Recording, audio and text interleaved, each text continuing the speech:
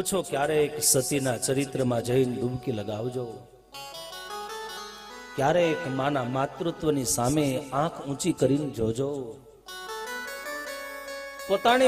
પોતાનું આખું જીવન દીકરાથી અધિક કંઈ જ માન્યું નથી. માં એટલે સમર્પણની વેદિકા બની જિંદગીના બધા જ શ્વાસો જેને ખર્ચી નાખ્યા. અને એ જ માને છેલ્લી સમયે એક બટકું રોટલો આપવા માટે સમાજ અચકાય. અને ત્યારે યાદ રાખજો, જે ઘરના ખૂણાના મા બાપમાં જેને ત્યાં જીવતા છે, ક્યાંક એ મા બાપ દુઃખનો અનુભવ કરે છે, એના ઘરની અંદર વિશિષ્ટ શાંતિનો ક્યારે અનુભવ નહીં થતો હોય. કારણ અને ત્યારે અમારા દેશના સાહિત્યકારોને ભક્તો કેવું પડ્યું છે. કારણ તમે જે દિવસે નાના હતા તમને એમ થાય અમે મા બાપને ગાડી આપી દઈએ, ડ્રાઈવર આપી દઈએ, એને ક્યાંક જવું હોય તો રૂપિયો આપી દઈએ. પણ યાદ રાખજો, એ મા બાપને તમારી સંપત્તિ નથી જોતી, તમારી ગાડીઓ નથી જોતી, એને તું જોઈએ છે. યાદ રાખજો. અને આવું જ એને જે દિવસે આપણે નાના હતા તે દિવસે રમકડા આપીને મોટા કરી દીધા હોત તો ઉંમર તો થઈ ગઈ હોત, પણ માના માતૃત્વનો અનુભવ ન થયો હોત.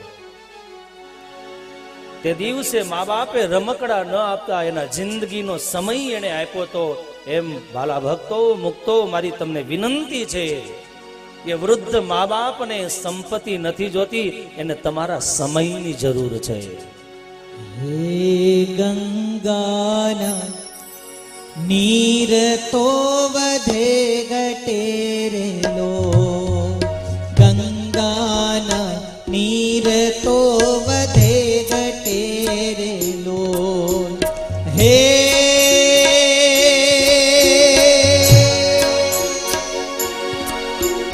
સરખો એ પ્રેમનો પ્રવાહ જો, સરખો એ પ્રેમનો પ્રવાહ જો,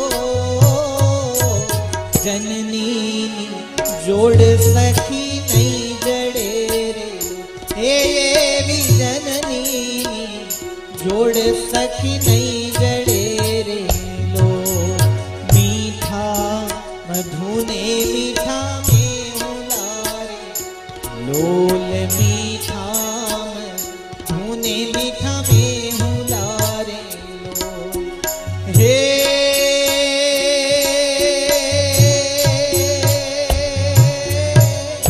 એથી મીઠી જો મોરી માત રે, એથી મીઠી તે મોરી માત રે. જનની જોડ સખી નહીં જડે રે લો. હે જનની જોડ સખી નહીં જડે રે લો. અપરાધી ભવત્યૈવ તનસ્યસ્ય પદે પદે. બાળક એક એક પગલે અપરાધ કરે, પણ કરેલા અપરાધને ભૂલવા માટે જો કોઈની પાસે વિશાળ દરિયા જેવું દિલ હોય તો એ મા પાસે છે. અને માનો અર્થ એ છે ભક્તો કે તમે જોજો, બાપ એના દીકરાને તેડી લેશે, પણ ક્યારે તેડે? કે નવડાવી ધોવડાવીને તૈયાર કરીને આપી દે પછી. પેલા નો તેડે, પેલા તો એ માં તેડે. એ ગમે એવું હોય પણ છતાં એ સાફ કોણ કરે? માં કરે. એ સાફ એ માત્ર મળમૂત્ર નથી, એ પોતાના દીકરાનો ને ગમે તેવા અપરાધોને એ ભૂલી શકવાની તાકાત હોય તો માત્ર માની અંદર છે. કોપરક્ષમતે લોકે કેવલમ માતરમ વિના. એ અપરાધને માં સિવાય કોઈ ભૂલી શકતું નથી. ભક્તો, આ જગતમાં બધુંય મળે. ગાડી એક્સિડન્ટ થઈ જાય, નવી લાવી શકાય. ભૂકંપમાં મકાન પડી જાય, નવું ચણી શકાય. ધંધો તૂટી જાય, પ્રયાસ કરો, બીજો એક ઇમારત જેવો ફેક્ટરીનો કાર્યક્ષેત્ર શરૂ થઈ જાય. અને એકવાર ઘરના ખૂણામાંથી માં જતી રહે, કરોડો રૂપિયા આપો, બીજી વાર માં ન મળે. હા, ધર્મની બેન મળી જાય, કદાચ બાપ મળી જાય, પણ માં ન મળે. કદાચ આકૃતિ મળી જાય, પણ જે માતૃત્વ વરસાવી શકે, જે કાળજાઓને નીચોવી અને દીકરાઓને સુખી જોવાના સંકલ્પ માં સિવાય વિશ્વમાં કોઈ ન કરી શકે. હે પ્રભુનાયે પ્રેમ તણી પૂતળી રે લો, પ્રભુનાયે પ્રેમ તણી પૂતળી રે લો. હે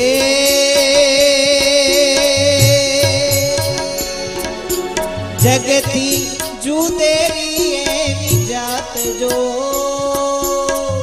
જગતી જુદેરી એની જાત જો,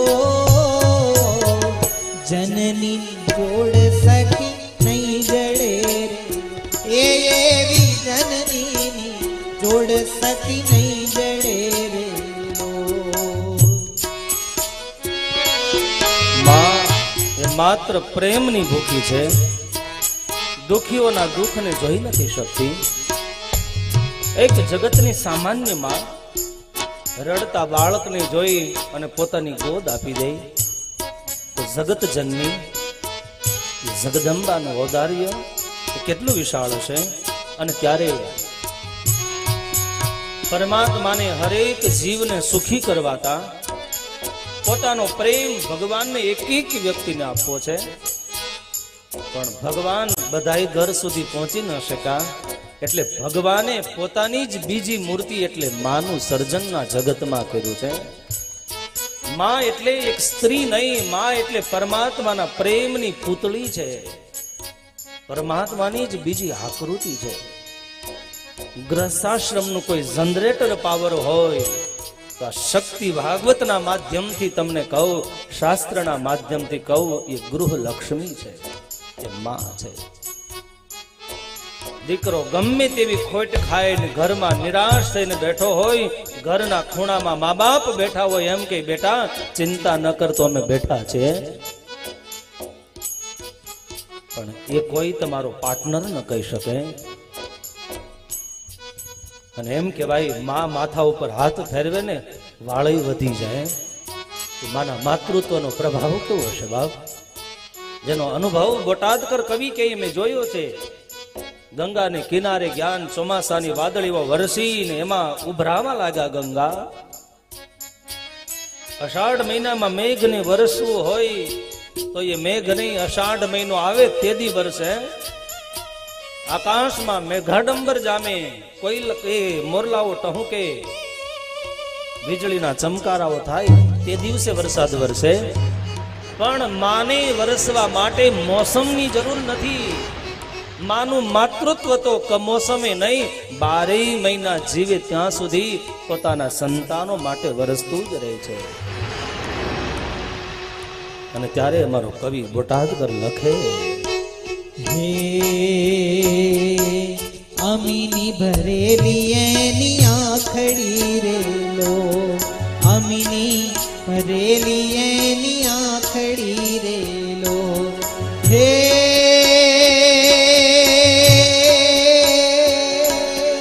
વાલના ભરેલા એના બેન જો, વાલના ભરેલા એના બેન જો, જનની જોડ સખી નહીં જડે રે લો, જનની જોડ સખી નહીં જડે રે લો. કવિ એમ કહે આ માં કેવી, માનું માતૃત્વ કેવું. હું તો એમ કહું, કદાચ હું શબ્દથી ગમે તેટલું માનું માતૃત્વ વર્ણવું, પણ માના માતૃત્વને યથાર્થ ન વર્ણવી શકાય. કારણ એ વર્ણનનો વિષય નથી, સ્વાનુભૂતિનો વિષય છે. એ તો અંતરાત્માના ઊંડાણમાંથી નીકળેલો એ માના પ્રેમનો પ્રસંગ એ આપણી ચામડાની જીભ વર્ણવી ન શકે. પણ ત્યારે જે પણ ભક્તો ચાહે કથાના માધ્યમથી ચાહે ટીવીના માધ્યમથી જેટલા સાંભળો છો એ બધાઈને મારી વ્યાસપીઠ ઉપરથી વંદન છે. હજી જેની જેની માતા જીવતી છે, જેની સાથે તમે બોલતા નથી, જેને ત્યાં જતા નથી, અને જો જીવતી હોય કથા પૂરી થાય સીધા જે મા પાસે જશો ત્યારે હું માનીશ અમારો આ પ્રયાસ સફળ થાય. બાપ માં જતી રહી પછી સ્ટેજ પ્રોગ્રામ તો થઈ જાય છે, 5 કિલો ફૂલની પાખડી તો એના ફોટામાં મૂકી શકાય, એને તમારો હાર નથી જોતો, પીપળે રેલેલું ભાદરવાનું પાણી નથી જોતું, જીવતી કેટલાય દિવસથી ઘરમાં રાહ જોવે છે, આંધળી એ માં હજી ફાફા મારે, હજી મારો દીકરો આવશે. ઘરની એક એક દિવાલોની ઈંટ એને કેમ મૂકી તો એને ખબર છે. એ ઘરના એ રૂપ રંગને એને કેમ તૈયાર કર્યું માને ખબર છે. અને જે દિવસે એ માને ઘરનો ત્યાગ કરી અને વૃદ્ધાશ્રમમાં જવું પડે તે દિવસે માના પગનો વજન જોખી જોજો ક્યારે. તે દિવસે એને ડુંગરા ઓળંગવા કરતા એ અઘરું લાગ્યું છે. પોતાના જ પેટના જણેલા એ દીકરાઓ, પોતાની જ મહેનતથી ઊભા કરેલા એ મકાનોને જબરજસ્તી છોડાવતા હોય, પણ છતાંય એની માના માતૃત્વની કૃપા છે ભક્તો.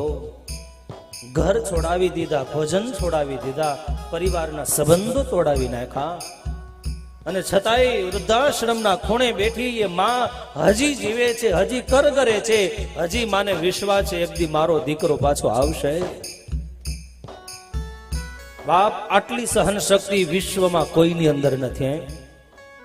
જેણે પોતાનું જીવન ધરબી દીધું, જેણે સમર્પણની વેદિકા બનીને જીવી ગઈ, તર છોડીને જેને ઘરનો ત્યાગ કરાવ્યો, અને છતાંય જીવતી માને છેલ્લા શ્વાસ સુધી વિશ્વાસ છે હજી મારો દીકરો ક્યારેક આવશે.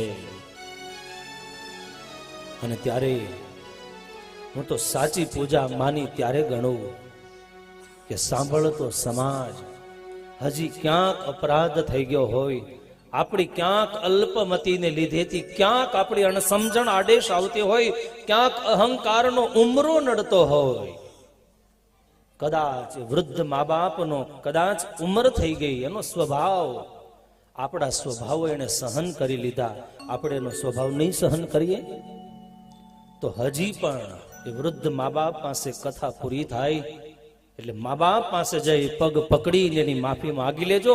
માં સમુદ્ર જેવી છે, એને માફ કરતા અલ્પ સમયનો વાર નહીં લાગે.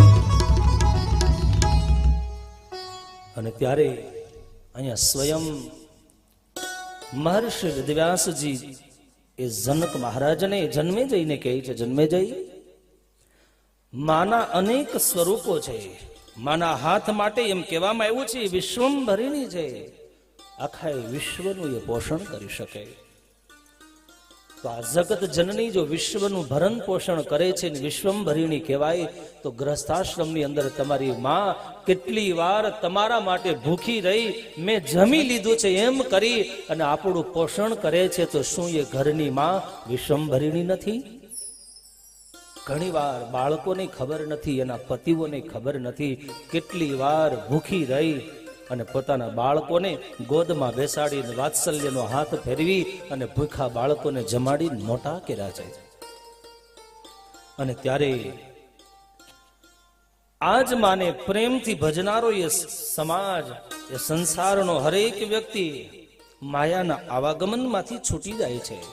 એને ત્રૈલોક્ય જનની કીધા, એને ભગવતી કીધા, કરુણાર્દ્ર નયનાહા, જેના નેત્રમાંથી અખંડ કરુણા વરસે છે.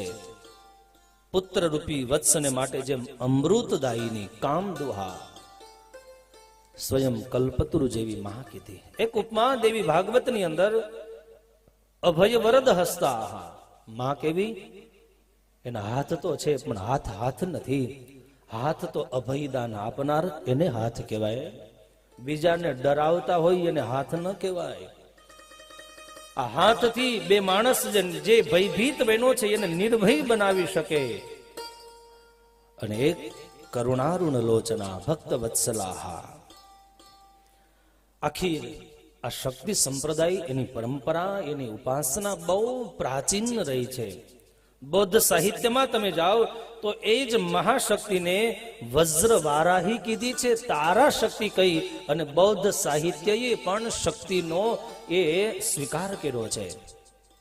હું તમને કયો ધર્મ, કયો સંપ્રદાય, કયો દેશ, કોણે કોણે આ શક્તિની સરાહના કરી, કોણે કોણે સ્વીકાર કર્યો. તમે જૈનોમાં જાઓ તો જૈન પરંપરાની અંદર આ જ શક્તિને પદ્માવતી કહી અને આ જ શક્તિની સરાહના કરવામાં આવી છે. જૈનોમાંય છે, બૌદ્ધોમાંય છે. અને ત્યારે તમે દેલવાડા રોડ ઉપર ઉના દીવ બાજુ જાઓ અને ત્યાં એમ કહેવાય જૈનોના જેણે અસંખ્ય મંદિરો બનાવ્યા એવા શેઠ વિમળ શાહ એ પણ મહાશક્તિના ઉપાસક હતા.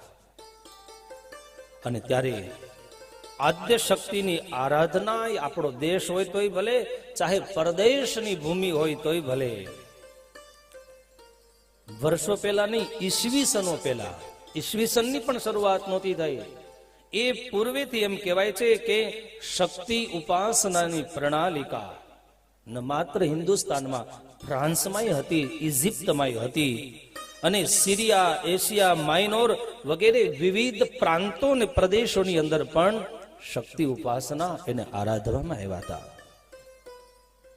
પણ કદાચ એના નામ અલગ હતા. મિનર્વા શક્તિ કહી અને ક્યાંક ઉપાસના કરવામાં આવી, અને ક્યાંક કલા અને સાહિત્યના રૂપમાં અરણા દેવી કહી અને જેને સંબોધવામાં આવ્યા. ખરેખર અરણા દેવી એટલે અરણ્ય, અરણ્ય એટલે જંગલ, જંગલના દેવી મિનર્વા દેવી કીધા છે. અને ત્યારે એવમ ભગવતી દેવી સાનિધ્યાપી પુનઃ પુનઃ, આ દેવી જે છે શૈવ માર્ગની અંદર મહાશક્તિ, ઈશાની શક્તિ કીધી, કિરાતી શક્તિ, માહેશ્વરી શક્તિ, શિવા શક્તિ, ત્રંબકા શક્તિ, આ બધી અલગ અલગ શક્તિની ઉપાસનાઓ છે.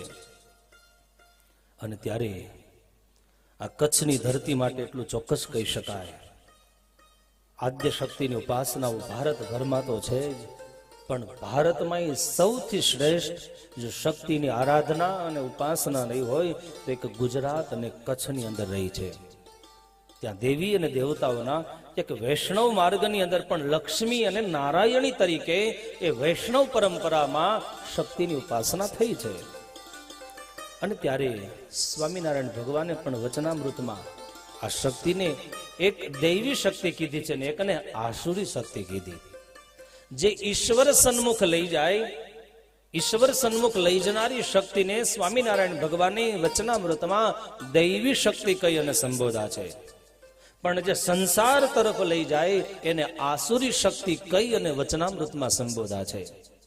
ભગવત ગીતાનો શ્લોક સ્વામિનારાયણ ભગવાને વચનામૃતમાં યાદ કર્યો. અને ત્યારે અલગ અલગ દેવી, એમાંય દેવી ભાગવતમાં તો છે, પણ માર્કંડી પુરાણમાં દેવી શક્તિની સરાહના કરવામાં આવી છે. એનાથી તમે આગળ જાઓ જમ્મુ ને કાશ્મીરની અંદર, જ્યાં વૈષ્ણવ દેવી તરીકે આજે ઘણા બધા લોકો દર વર્ષે દર્શન કરવા જાય છે. ત્યાં પણ વૈષ્ણવ દેવી એટલે કે વિષ્ણુની દેવી, જુઓ, વૈષ્ણવોની પરમ આરાધિકા દેવી તરીકે એનો મહિમા છે. અને ત્યારે આ શક્તિ સંપ્રદાય નાઇલથી માંડી અને સિંધુ સુધીનો ભાગ, આ કચ્છની અંદર તમે જુઓ ને, હજારો વર્ષ પહેલા સિંધુ નદી વહેતી હતી. અને આનો પ્રસંગ સ્વામિનારાયણ સંપ્રદાયના મહાન લેખક એટલે સદગુરુ આધારાનંદ સ્વામી હરિચરિત્રામૃત સાગરની અંદર પ્રસંગ છે કે સ્વામિનારાયણ ભગવાન કાર્યાણીમાં બેઠા છે, દિવાળીનો દિવસ, દીપમાળા પૂરી છે, અને એ જ દિવસે ભૂકંપ આવે છે. એટલે લોકો ધ્રુજી ગયા અને સ્વામિનારાયણ ભગવાનને પૂછ્યું કે શું થયું? ત્યારે સ્વામિનારાયણ ભગવાન કે ભગવાનની ધૂન કરો, ભૂકંપ આવ્યો છે. ધૂન કરી ભજન થયા. અને આજે તમે ભૌગોલિક વૈજ્ઞાનિકોને તમે પૂછો કે જે સિંધુ નદી કચ્છમાંથી વહેતી હતી, એ ભયંકર ભૂકંપના પ્રભાવથી એ સિંધુ નદી એનો પ્રવાહ વળી અને કાશ્મીર એ અહીંયા પાકિસ્તાન તરફ વળી ગયો છે. એ રસાતાળની અંદર એ સિંધુ નદીનો પ્રવાહ જતો રહ્યો છે. નહીતર આજ આ કચ્છની ધરતી લીલીછમ હતી સિંધુ નદીના પ્રભાવથી. અને ત્યારે ઇજિપ્તના દેશોમાં તમે જાઓ, સુમેરી દેવીની ઉપાસના આજે પણ ઇજિપ્તના દેશોમાં થાય છે. પણ આખીર એ બધા શક્તિના જ વિભિન્ન સ્વરૂપો છે. ભારતની અંદર આર્યોએ આદિવાસીઓ પાસેથી દેવી શક્તિની આરાધનાઓ એ શીખી છે. અને જ્યારે જ્યારે આ ધરતી ઉપર આસુરી તત્વોનો ઉપદ્રવ વધે છે, આ ધરતી પાપીઓના પાપથી દૂષિત બને, અને એ સમયે શક્તિનો અલગ અલગ રૂપે પ્રાદુર્ભાવ થાય છે. અને ત્યારે આપણે ત્યાં એક પરંપરા છે ભક્તો કે નવરાત્રિના દિવસોમાં જુવારાઓ ઉગાડવામાં આવે. એ જુવારાઓ શા માટે ઉગાડે છે ખબર? આપણી જે પણ કઈ પરંપરાઓ છે એ જૂની પરંપરાઓમાં ક્યાંક ને ક્યાંક આધ્યાત્મિક ભાવ રહેલો છે. જુવારાઓ એટલા માટે ઉગાડવામાં આવે છે કે નવરાત્રિનું 9 દિવસનું આરાધન થાય. ઘણા બધા લોકો આજે ઉપવાસો કરે છે, ઘણા બધા પાઠ કરે, મંત્રોના જાપ કરે, પરંતુ જુવારાઓ ઘરે ઘરે ઉગાડવામાં એટલા માટે આવે કે જુવારાઓ ઉગે પછી એનું પૂજન કરવામાં આવે. આ જુવારા ઉગાડવા એટલે કે સૃજનાત્મક શક્તિના અહીંયા વંદન માટેથી જુવારાઓ ઉગાડવામાં આવે. વાયવાતા બીજ, પણ એમાંથી એક અંકુર ફૂટી અને એક આખો છોડ બની જાય. આવી સૃજનાત્મક શક્તિના ચરણમાં વંદન કરવા માટે નવરાત્રિના દિવ્ય પર્વોની અંદર જુવારાઓ ઉગાડવામાં આવે છે. આટલું નહીં, ગુજરાતની આ દિવ્ય ધરામાં નવરાત્રિના સરસ મજાના ગરબાઓ બનાવવામાં આવે. સરસ મજાનું માટલું હોય અને ચિત્ર વિચિત્ર ભાવથી અને રંગથી પૂરવામાં આવે, એને ડેકોરેશન કરતા શણગારવામાં આવે અને એની અંદર છિદ્રો પાડવામાં આવે. અને પછી એ જ કુંભની અંદર, એ જ ગરબાની અંદર સુંદર મજાનો તેલ પૂરી, ઘી પૂરી અને એક સુંદર મજાનો દીવડો પ્રજ્વલિત કરવામાં આવે. અને પછી એ ગરબીના રૂપમાં વચ્ચે મૂકી અને ચારેય તરફ અર્ધરાત્રિઓ સુધી બાલિકાઓ એને ચારે તરફ ગરબાઓ ગાઈ, રાસ રમી અને શક્તિની આરાધના આપણી બહુ જૂની પરંપરાઓ હતી. પણ આ કુંભ એટલે શું, ગરબો એટલે શું? એ માત્ર માટીનો કુંભારનો બનાવેલો એ ગરબો જ ઘડો નહીં. જેમ પેલો ઘડો માટીમાંથી જન્મો છે, એમાં શરીર રૂપી પણ કુંભ છે.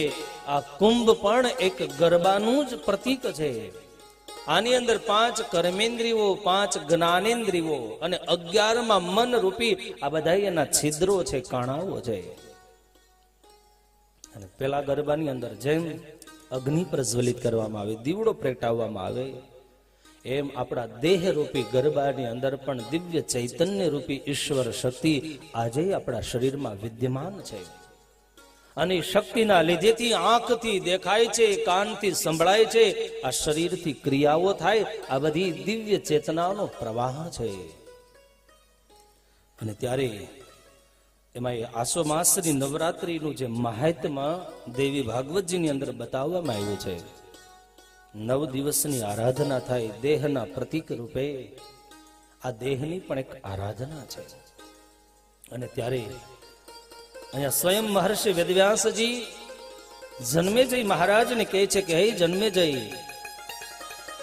નવરાત્રિના 9 દિવસો દરમિયાન ચંડી પાઠ વગેરે સ્તોત્રોનો પાઠ કરવામાં આવે. કુંજિકા સ્તોત્ર પાઠ, સપ્તચંડી યજ્ઞ કરવામાં આવે. આ બધા જ દેવી દેવતાઓના અર્ચન અને પૂજન પાછળનો ભાવ એમ કહેવામાં આવે, બાજોટને કેળના સ્તંભથી એને સુશોભિત કરે. ક્યાંક ખજૂરીના પાન હોય, ક્યાંક નાળિયેરીના પાન હોય. નવરાત્રિના 9 દિવસો દરમિયાન શેરડીના સાંઠાઓ બાંધીને માંડવી બનાવવામાં આવે. પછી એ દેવ મંદિર સુધી લઈ જાય વાજતે ગાજતે. અને એકંદરે આ બધી જ આપણી જે ભારતીય પૂર્વ પરંપરાઓ છે, એ પરંપરાઓની વંદના માટે, એના દિવ્ય સંસ્કારની જાગૃતિ માટે આ દેવી ભાગવતમાં વેદવ્યાસજી અને જન્મેજયના દિવ્ય પ્રસંગો અહીંયા કીધા છે.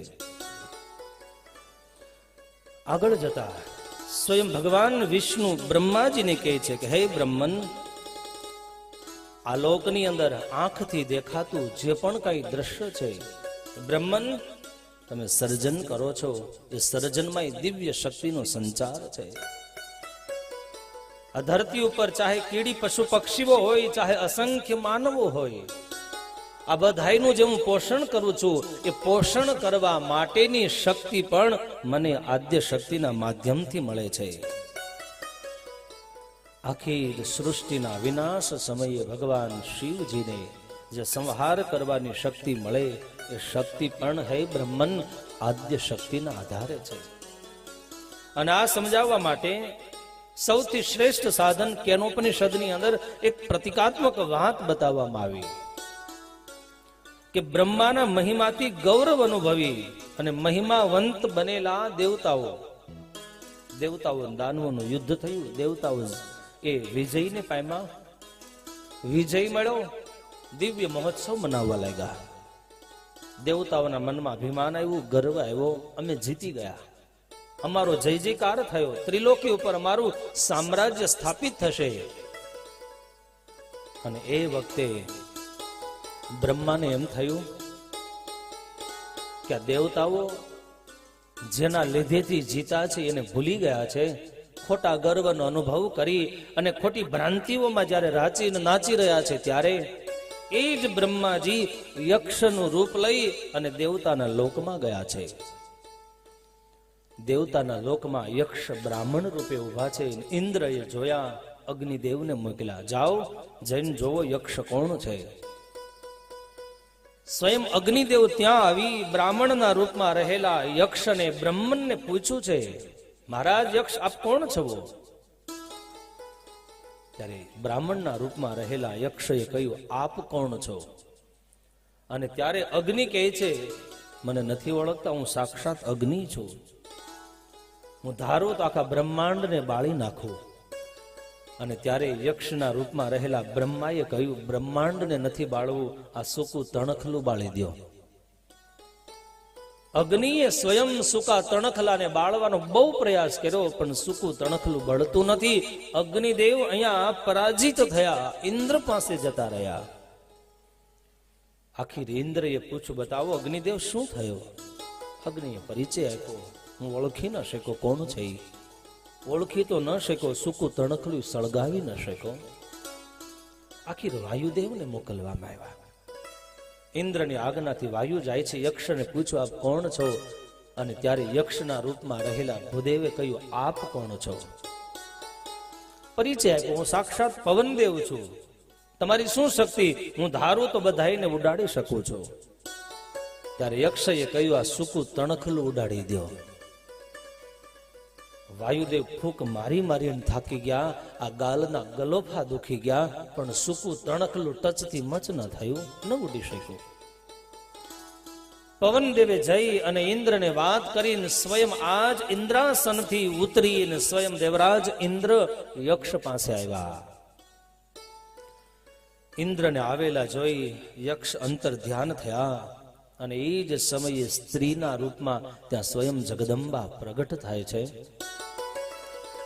અને એમનું નામ, આ સ્ત્રી એટલે કોઈની હેમવતી સ્ત્રી હતા, દેવી હતા, બ્રહ્મની શક્તિ હતા.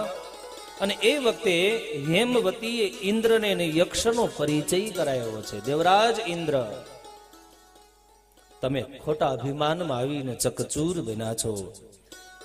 પણ ઇન્દ્ર, એક વાત યાદ રાખજો કે અગ્નિદેવમાં જે દાહકતા છે, પવનમાં જે ફૂંકવાની શક્તિ છે, એ બધી જ દિવ્ય શક્તિ આના માધ્યમથી છે. આવો સુંદર મજાનો કેનોપનિષદનો દિવ્ય પ્રસંગ એ માના મહિમાવંતો બતાવ્યો છે. જેમ જળની અંદર સાકર ભળી જાય એમ યાદ રાખજો, ઈશ્વર કે શક્તિની આરાધના માટે આપણું મન જ્યારે આત્મામાં લીન વિલીન બની જાય, આત્મા અને મન એ બે દિવાલો જે જુદી જુદી છે એ મટી અને જ્યારે એક બની જાય છે, આ એકતાનું નામ, આનું નામ સમાધિ છે.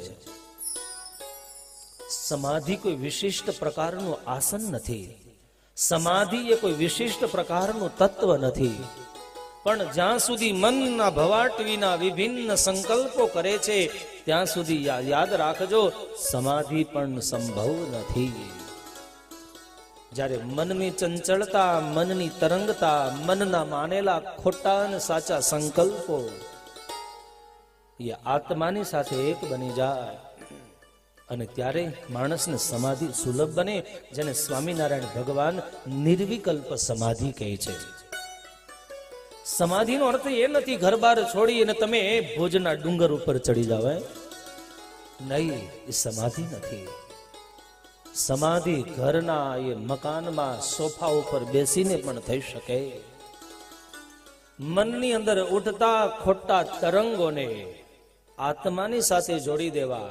એટલે જ સ્વામિનારાયણ ભગવાન કે ધ્યાન કરવા બેસીને ભૂંડા સંકલ્પ ઉઠે તો એ વખતે ધ્યાનને પડતું મૂકી દે, નિર્લજ બની તાળી પાડી ઉચ્ચ સ્વરે સ્વામિનારાયણ સ્વામિનારાયણ આવું ભજન કરવું.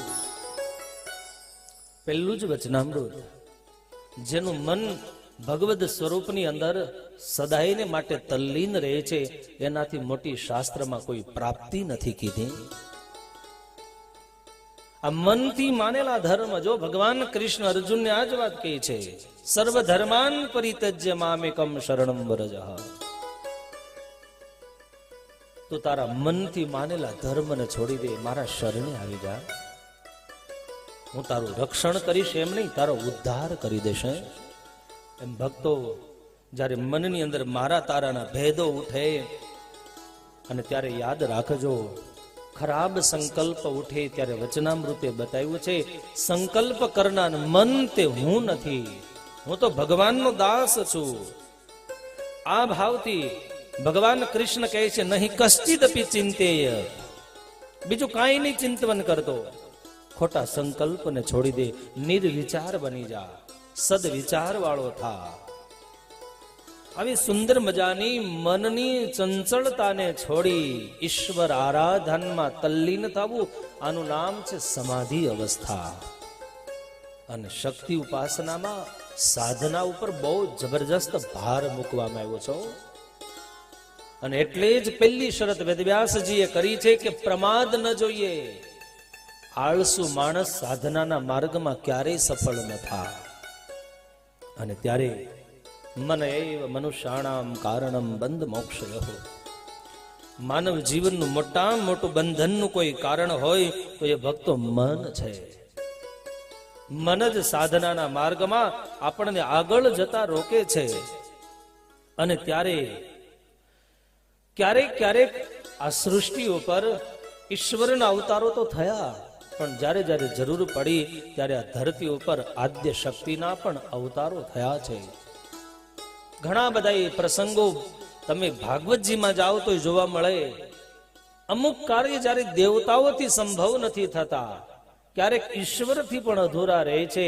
અને ત્યારે બધા જ દેવતાઓ ભેગા થઈ પોતપોતાના આયુધો, પોતાની દિવ્ય શક્તિનો એક પુંજ ભેગો કરે અને એ જ દિવ્ય શક્તિમાંથી જે શક્તિનો પ્રાદુર્ભાવ થાય અને એ સમયે દેવી અસુરનો વિનાશ કરે.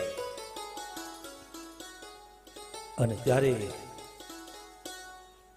અહીંયા સ્વયં મહર્ષિ વેદવ્યાસજી જ્ઞાનનો અવતાર, બધા દેવીઓના 9 લાખ જોગણીઓના પ્રસંગો છે, 64 જોગણીઓ, સપ્ત માતૃકાઓ છે.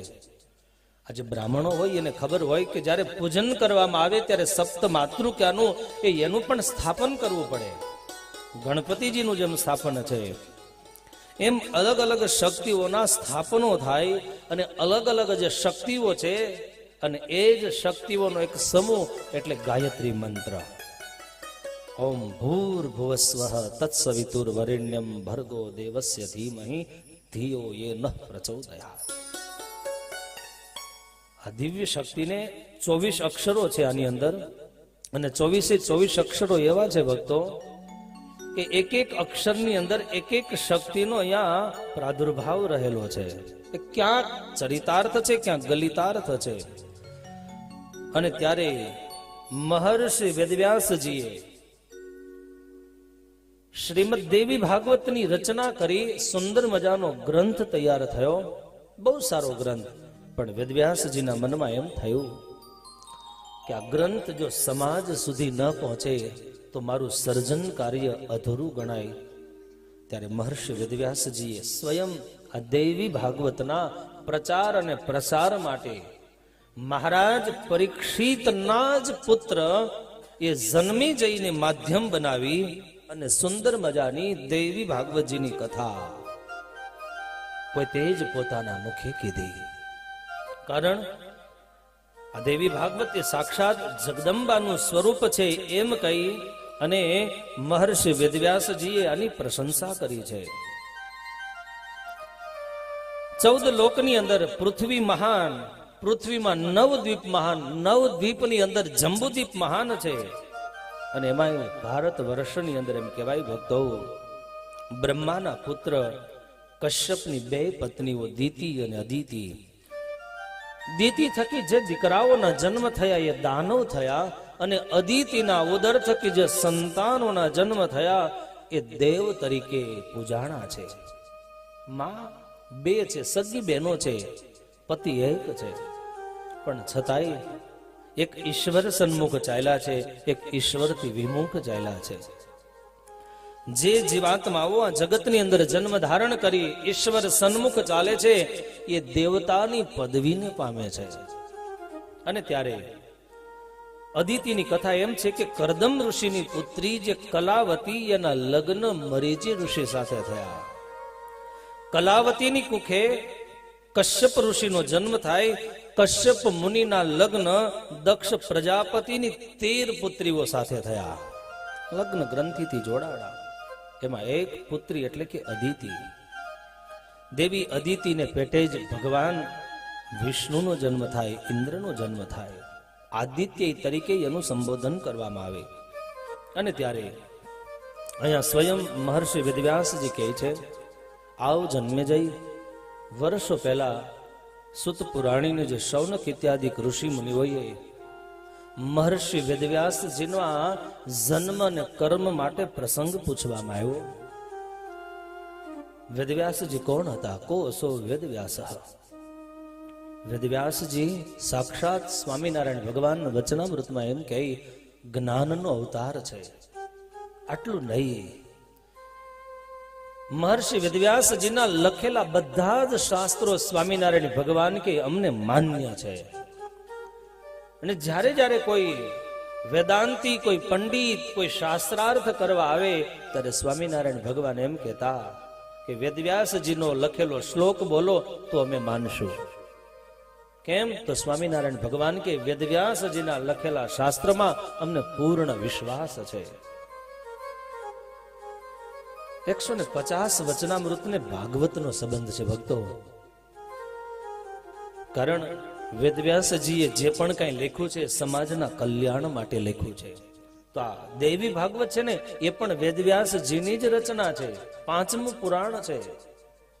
અને એમ કહેવાય કે જે દેવી ભાગવતની કથા 5 વાર કોઈ વાંચે, 5 વાર કોઈ સાંભળે તો એ જે મનની અંદર સંકલ્પ કરે એ તમામ સિદ્ધિઓનો દાતા બની જાય છે. એના પ્રસંગો અહીંયા દેવી ભાગવતના મહાત્મ્યમાં બતાવવામાં આવ્યા છે. ખાલી વાત કરી એવું નથી, એના પ્રસંગો છે. અને આ ભાગવત, દેવી ભાગવતનો મહિમા બતાવવા માટે એમ કહેવા ભૂત પ્રતાદિકનો ઉપદ્રવ તો દૂર થાય, પણ આ દેવી ભાગવતની કથા સ્વયં ભગવાન કૃષ્ણના પિતા વસુદેવજીએ પણ દ્વારિકામાં સાંભળી છે. આ દેવી ભાગવતનો મહિમા તમે જુઓ. અહીંયા સ્વયં સુત પુરાણી શૌનક ઋષિઓને કહે કે હે ઋષિઓ, જે ઘરની અંદર દેવી ભાગવતનું પૂજન થાય છે, જે ઘરની અંદર દેવી ભાગવતનો ગ્રંથ છે એ ઘર તીર્થ રૂપ બને છે. એ ઘરની અંદર ક્યારેય દરિદ્રતા આવતી નથી. ઘરના પરિવારની અંદર એ સ્નેહ વાળું વાતાવરણ સર્જાય છે.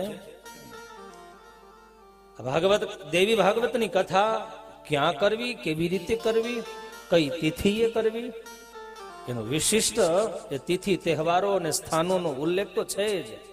પણ છતાંય મહર્ષિ વેદવ્યાસજી કહે છે કે કદાચ કોઈ મુમુક્ષુઓ ગમે તે સમયે સાંભળવા ચાહે તો આ ગ્રંથની કથા સાંભળી શકે છે. ગમે તે સ્થાનમાં કથા કરી શકે છે. અદૃઢમ યહતમ જ્ઞાનમ પ્રમાદેન હતમ શ્રુતમ સ્નિગ્ધો હિ હતો મંત્રો વ્યગ્ર ચેતો હતો જય. પણ શરત એ છે, દૃઢતા વિનાનું જ્ઞાન ક્યારેય સફળતા નથી આપતું. કથા સાંભળવા માટે દૃઢતા હોવી જોઈએ. બેધ્યાનપણેથી, બેદરકારીથી સાંભળેલું જ્ઞાન ક્યારેય સિદ્ધ નથી બનતું. હવે શરીરથી તમે અહીંયા હોય, મનથી બજારમાં આટા મારતા હોય તો ગમે એવી મહિમાની વાત આવે એ સંભળાય ખરી, સમજાય નહીં.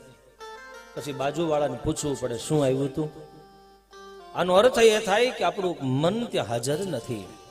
અને બીજી વાત એ કરવામાં આવી કે વ્યગ્ર ચિત્તે, તમારું મન વ્યગ્ર બન્યું હોય, ઉગ્ર થયું હોય, અને એ વખતે તમે જાપ કરો ને તો જાપનું ફળ મળતું નથી હો. ગંગાજીની અંદર નહીતર માછલાઓ રહે છે, એનો મોક્ષ થઈ જવો જોઈએ ને, પણ નથી થતો. કેમ? એને મહિમા નથી. અને આપણે અહીંથી હરિદ્વાર જઈએ તેમ કે તમને યાદ કરીને ડૂબકી મારી હતી. પણ યાદ રાખવા જાય કે કિનારે મૂકેલી ઘડિયાળ યાદ કરે, થેલો લઈ ન જાય, કોઈ પર્સ ચોરી ન કરી જાય, મારા ચંપલ નો જતા રે. આ વ્યગ્રતાથી કરેલું સ્નાન, વ્યગ્રતાથી કરેલો જાપ, વ્યગ્રતાથી સાંભળેલું જ્ઞાન, આ ક્યારેય પણ વેદવ્યાસજી કહે છે સિદ્ધ નથી થતું. તર્ક વિતર્કતાથી કરેલો મંત્ર પણ સિદ્ધ નથી થતો. સ્વામિનારાયણ મહામંત્રમાં સામર્થ્ય 100% છે, પણ મંત્રના પ્રભાવથી આપણે પ્રભાવિત હોવા જોઈએ. ગાયત્રી મંત્રમાં શક્તિ પડેલી છે, પણ એનું સામર્થ્ય શું છે એ સ્મરણ કરતી વખતે, જાપ કરતી વખતે, અર્ચન પૂજન કરતી વખતે એના જ્ઞાનથી પરિચિત હોવા જોઈએ. એ બહુ જરૂરી છે. માટે દેવી ભાગવતના શ્રવણ વખતે તનની તો જરૂર છે, મનની પણ જરૂર છે. અને તન મન હાજર હોય તો આવા આયોજનો માટે ધનની જરૂર પડે. એટલે આ કથાના શ્રવણ માટે, એની ફળ પ્રાપ્તિ માટે તન મન અને ધનથી આમાં જોડાવું બહુ આવશ્યક છે. દેવી ભાગવતના મહત્વની અંદર અહીંયા સ્વયં વેદવ્યાસજી જન્મે જઈને કહે છે કે રાજા, તારા પિતા કહેતા મહારાજ પરીક્ષિત, એને તક્ષક નામનો સર્પ દંશ દેશે મૃત્યુ થશે. પણ એ પ્રસંગ તો છે, પણ જ્યારે તક્ષકે દંશ દીધો, એનું મૃત્યુ થયું, અને દેવી ભાગવત એમ કહે છે એનો મોક્ષ ન થયો, અને ત્યારે જન્મે જઈએ પિતાના ઉદ્ધાર માટે દેવી ભાગવતની કથા સ્વયં મહર્ષિ વેદવ્યાસજી પાસેથી એ પરીક્ષિતના દીકરા જન્મે જઈએ સાંભળી છે. અને ત્યારે આ દેવી ભાગવતનો મહિમા કેવો છે, શ્રોતા અને વક્તાના લક્ષણોની અહીંયા વાત પણ કીધી, એનો વિધિ અને વિધાન એ પણ બતાવવામાં આવ્યો છે. આ કથાના શ્રવણથી એમ કહેવાય કે જેને પુત્ર નથી એને પુત્રની પ્રાપ્તિ થાય, જેને ધન નથી એને ધનની પ્રાપ્તિ થાય, જેને ઈશ્વરની ભક્તિ જોતી છે એને ભક્તિની પ્રાપ્તિ થાય. આ તો દેવી શક્તિનો દિવ્ય પ્રવાહ છે. અહીંયા કેટલા બધા ઘાટ છે, જેમ ગંગાને કિનારે ઘાટ, યમુનાને કિનારે ઘાટ, એમાં દેવી ભાગવતને આ સરિતાને કિનારે ક્યાંક જ્ઞાનનો ઘાટ, ક્યાંક વૈરાગ્યનો ઘાટ, ક્યાંક ભક્તિનો ઘાટ. તમને તરત આવડતું હોય તો વૈરાગ્યના ઘાટે જાઓ, ખાલી કિનારે બેસીને છબછબિયા કરતા આવડતું હોય તો ભક્તિને કિનારે જાઓ. તમારે ઊંડાણમાં ડૂબકી મારવી હોય તો જ્ઞાનના ઘાટે જાઓ. આ સુંદર મજાના વેદવ્યાસજીએ નિર્માણ કરેલા અનેક ઘાટો છે. આની અંદર ઘણા બધા વિષયાંતરો આવશે દેવી ભાગવતની અંદર, અતિશયોક્તિ પણ આવશે, પણ શ્રોતા અને વક્તા માટે મહાત્મામાં બતાવવામાં આવ્યું છે કે વાંચનારે, સાંભળનારે અને કથા કહેનારે આનો વાચ્યાર્થ શું છે, વ્યંગ્યાર્થ શું છે, આનો આધ્યાત્મિક ભાવ શું છે એ જોવામાં આવે. કૃષ્ણ અવતારમાં એમ કહેવાય કે નંદ મહારાજે લાખો ગાયોના દાન કર્યા. તો લાખ ગાય બાંધતા હશે તો એની ગૌશાળા કવડી હશે કયો? આપણને એમ થાય ગોવાળ કેટલા હશે, એને ચારો કેટલો જોતો હશે, એને દોવાવાળા કેટલા હશે, માખણ બનાવનારા કેટલા હશે. આપણને અતિશયોક્તિ લાગે, પણ ભાવ કંઈક બીજો છે. જે લાખો ગાયોના દાન કરો ને જે ફળ મળે એ એને એક ગાય આપીને દાનનું ફળ મળે, કારણ એ નંદ મહારાજનો ભાવ હતો. આપણને તો દેતા દેતા ક્યાંક સંકોચ થાય, અહીંયા જાજુ પડી જશે તો, ક્યાંક જાજુ અપાઈ જશે તો આપી તો છે, પણ ક્યાંક સંકુચિતતાથી અપાય છે, ત્યારે આપવાનું ફળ પણ આપણને યથાર્થ મળતું નથી. ત્યારે આવો જગદંબાથી વિખૂટા પડેલા એ જીવાત્માઓને આદ્ય શક્તિની સન્મુખ કરવા હોય, શક્તિ ઉપાસનામાં દૃઢતા લાવવી હોય, શક્તિની સન્મુખ કરવા હોય તો એના માટે આ દેવી ભાગવતની કથાના શ્રવણ માત્મા જવું પડે. અને ત્યારે દેવી ભાગવતનો મહિમા સાંભળવા માટે, સમજવા માટે મહર્ષિ વેદવ્યાસજીએ જન્મે જઈને વસુદેવ અને નારદજીના દિવ્ય સંવાદથી જે વસુદેવજી વ્યગ્ર બન્યા હતા, ચિંતિત થયા છે, એ સુંદર મજાની કથા મહાત્માના રૂપમાં મહર્ષિ વેદવ્યાસજીએ જન્મે જઈને કીધી.